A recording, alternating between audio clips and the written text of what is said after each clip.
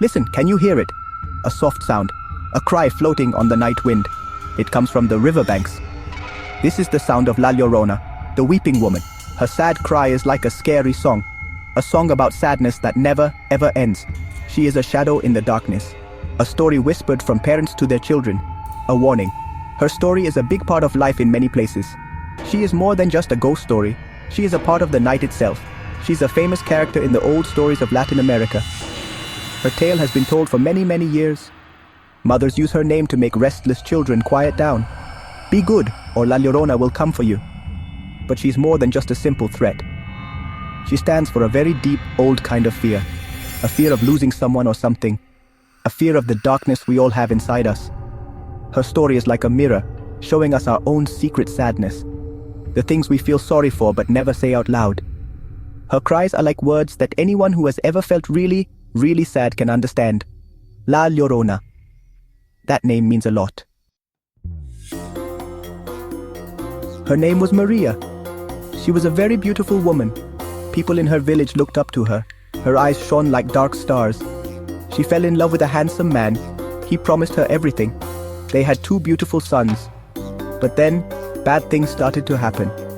Her lover started to pull away. He looked at other women. Maria's heart broke. She led them to the river, and there, in a terrible moment, she did something no one could ever imagine. La Llorona's sadness is very, very old.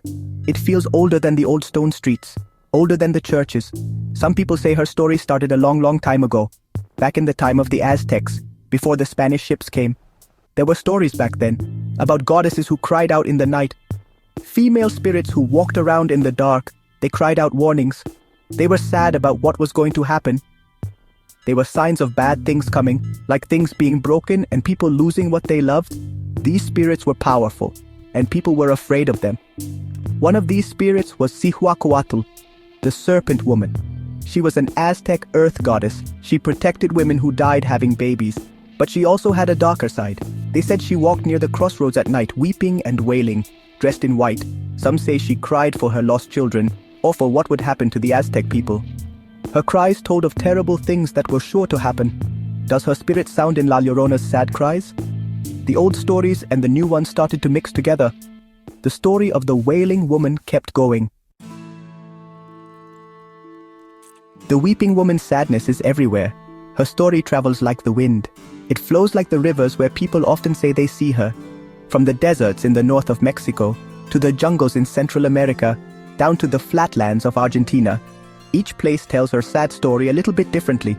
Its own small changes to her tragic tale. Sometimes she's tall and thin, dressed in a flowing white gown. Sometimes she looks more like a monster, with a horse's head or really long fingers. In some stories, she wants to punish men who cheat, or to warn women not to make the same mistakes she did. In other stories, she's a more direct danger, stealing children who get too close to the water after dark, or kids who don't behave. The little details might change, the color of her dress, the reason her lover left, how many children she had. But the most important parts of the story always stay the same: the betrayal. The terrible things she did to her children, her sad cry that goes on forever. Ay mis hijos. Gap 2S. You don't just hear about her in stories people tell. La Llorona has haunted the pages of books. She's in paintings, and you even see her in movies. So why do people keep telling her story? Why does La Llorona still walk around at night even after hundreds of years? Her legend just won't go away. It's because her story talks about feelings everyone can understand. We all understand love and loss. We all fear betrayal and regret. Her pain echoes our deepest fears. La Llorona's story carries timeless lessons. It's a spooky way to think about being human. She is a dark mirror showing us our deepest fears. Her story teaches important lessons. It teaches children to be careful, to stay away from dangerous water, to listen to their parents. It shows the importance of family and how special being a mother is.